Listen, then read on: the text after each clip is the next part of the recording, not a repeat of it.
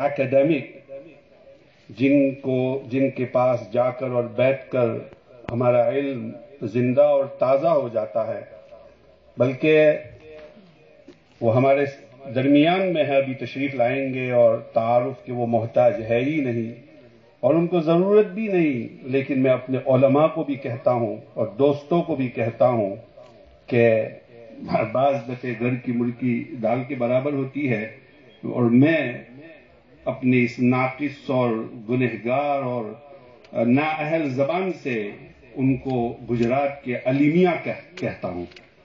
تو میں شیخ الحدیث حضرت اقدس محتمین دارالعلوم ماٹلی والا حضرت مولانا اقبال صاحب دامت برکاتہم سے درخواست کرتا ہوں کہ آپ تشریف لائے، اپنے ملفوظات عالیہ سے مستفیض فرمائے.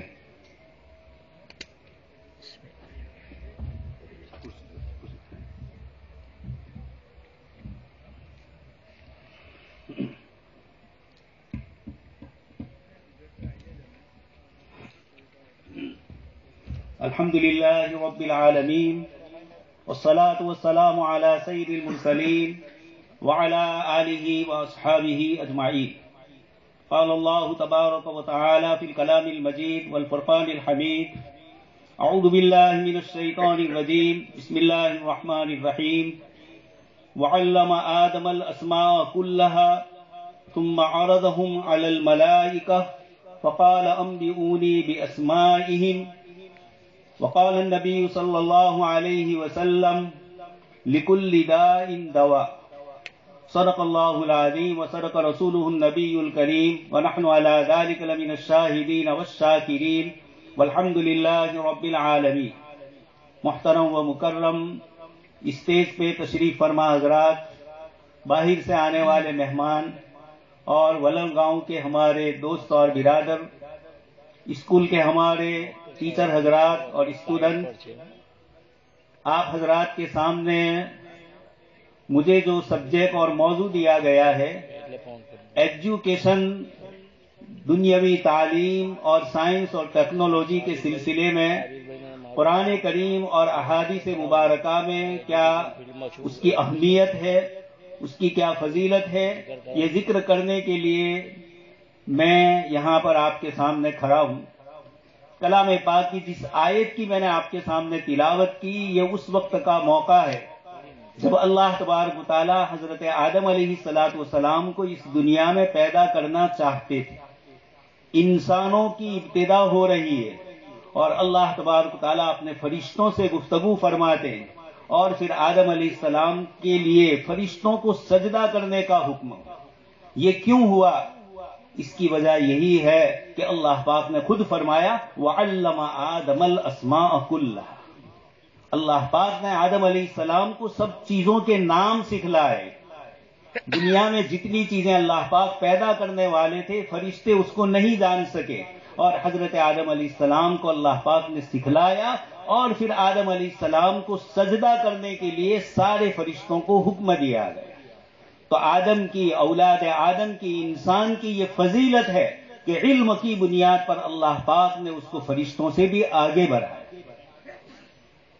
دنیا میں ایک بہت بڑا انسائیکلوپیڈیا ہے، انسائیکلوپیڈیا آف بریٹانیکا.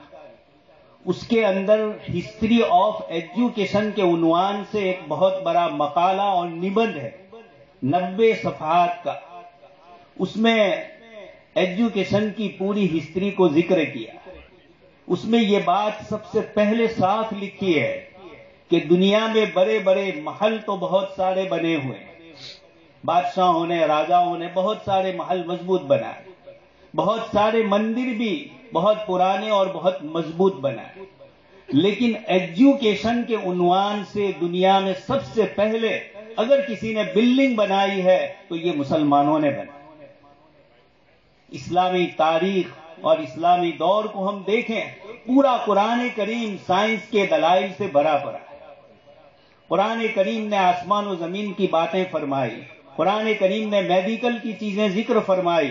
جناب نبی اکرم صلی اللہ علیہ وسلم نے احادیث مبارکہ میں ایک بہت بڑا ذخیرہ چھوڑا، جس میں کتاب الطب، ڈاکٹری کی لائن کی چیزیں جناب نبی اکرم صلی اللہ علیہ وسلم نے ہمیں سکھلائی.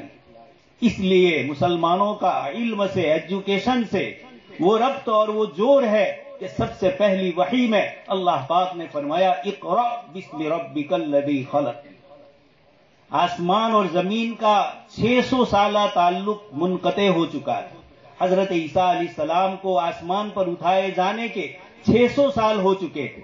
اس کے بعد اس زمین کے اوپر سب سے پہلی اللہ پاک کی وحی اور دنیا واری جو اترتی ہے، اللہ پاک فرماتے ہیں اقرأ۔ لیکن دوستو اور بزرگوں، اس وقت دنیا نے اقرأ کو لیا ہے، بِاسْمِ رَبِّكَ کو ہم بھول گئے۔ اللہ پاک یہ فرماتے ہیں کہ دنیا میں جتنی چیزیں پڑھنی ہو پڑھو، ایجوکیشن میں آگے بڑھو، لیکن بِاسْمِ رَبِّكَ، اپنے پروردگار اور اپنے اللہ کے نام سے پڑھو گے تب تو دنیا کو چین، سکون اور امن و عافیت دو گی۔ اور اگر تمہاری زندگی سے خدا، آخرت اور اللہ کے بندے ہونے کا تصور ختم ہو گیا اور تم ایک ظالم بن کے بیٹھ گئے تو پھر تمہارا ڈاکٹر بھی ظالم ہوگا، تمہارا انجینئر بھی ظالم ہوگا، انسانیت کی ہمدردی اور غمخواری اس کے دل میں نہیں ہوگی۔ اس لیے ایک امریکن مصنف مسٹر ڈریپر، جنہوں نے ایک کتاب لکھی ہے جس کے اندر چرچ، عیسائیوں نے، عیسائی مذہب کے لوگوں نے سائنٹسٹ لوگوں پر جو ظلم کیے ہیں، اس کی پوری داستان معرکہ مذہب و سائنس، مذہب اور سائنس کے درمیان جو چیزیں پیدا ہوئی، بڑے بڑے سائنٹسٹ لوگوں کو بڑی بڑی سزائیں دی گئی۔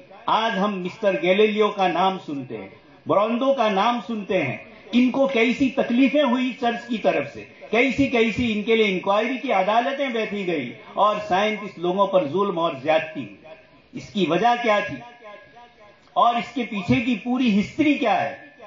وجہ یہی ہے کہ انسان نے سائنٹسٹ لوگوں پر جب یہ چرچ کی طرف سے ظلم اور زیادتی ہوئی، اس کے ری ایکشن میں سائنس کھڑا ہوا اور انہوں نے یہ سمجھا کہ سارے مذاہب اور سارے دھرم ایسے ہی ہوں گے جیسے یہ ہمارے چرچ والے کہہ رہے ہیں، جو سائنس کے خلاف مذہب کی چیزوں کو ہونے پر لوگوں کو جلاتے۔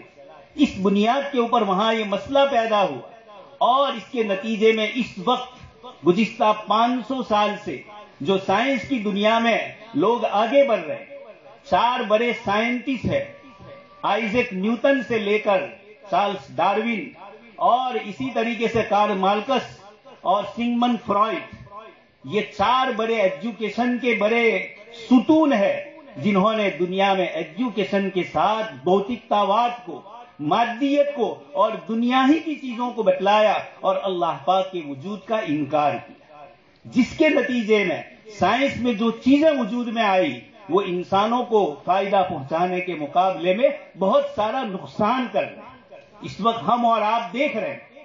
اس لیے مسٹر ڈریپر نے یہ لکھا ہے کہ قرآن کریم نے یہ جو فرمایا اقرأ، اس کے ساتھ قرآن نے فرمایا بِاسْمِ رَبِّكَ۔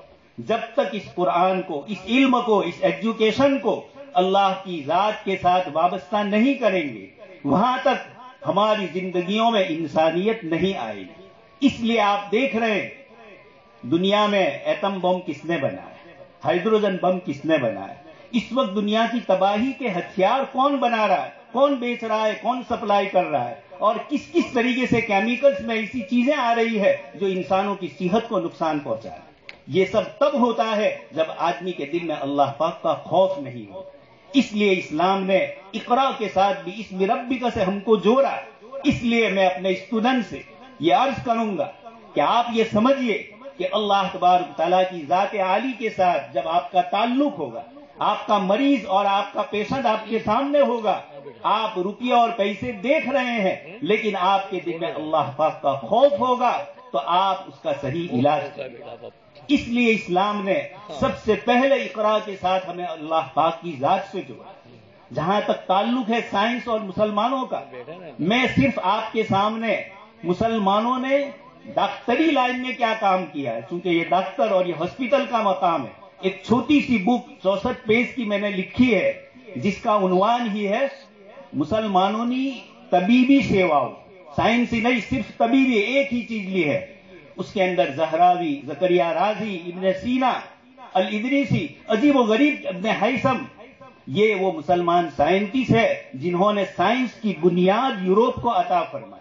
جس وقت یوروپ ڈارک ایج میں جی رہا تھا. مسٹر بریفال یہ ایک بہت بڑے پروفیسر ہے, یہ لکھ رہے ہیں کہ ڈارک ایج یعنی اندھکار مئی یگ, اس کا تعلق عربوں سے نہیں ہے, اس کا تعلق دنیا اور یوروپ سے ضرور ہے کہ اس وقت دنیا 600 سے لے کر 1000 ہجری تک یہ 400 سال کا وہ عرصہ گزرا جس کے اندر دنیا میں صرف اور صرف سائنس کی دنیا میں کوئی آگے تھا تو وہ مسلمان اور صرف مسلمان. ساری سائنسی ایجادات اس وقت ہوئی. اس کے بعد ہمارے عثمان بھائی جو چیز سنا رہے تھے, بات یہ ہوئی کہ جب تک عربوں کی حکومت تھی, بنی امیہ اور بنو عباس, یہ علم کے پریمی تھے, علم سے تعلق. اس کے بعد عالم اسلام میں ایک دوسری سرکار آئی, ایک دوسری حکومت آئی, عثمانی سلاطین, ترکوں کی. یہ فرق گیا کہ عربوں کو علم سے تعلق تھا. اب الٹا ہو رہا ہے, اس وقت ترکی آگے ہے ایجوکیشن میں عربوں کے مقابلے میں. اس وقت دوسری چیز, یہ ترک سلاطین بڑے مضبوط اور بہادر تھے لیکن علم اور گنان اور سائنس سے ان کا جوڑ نہیں.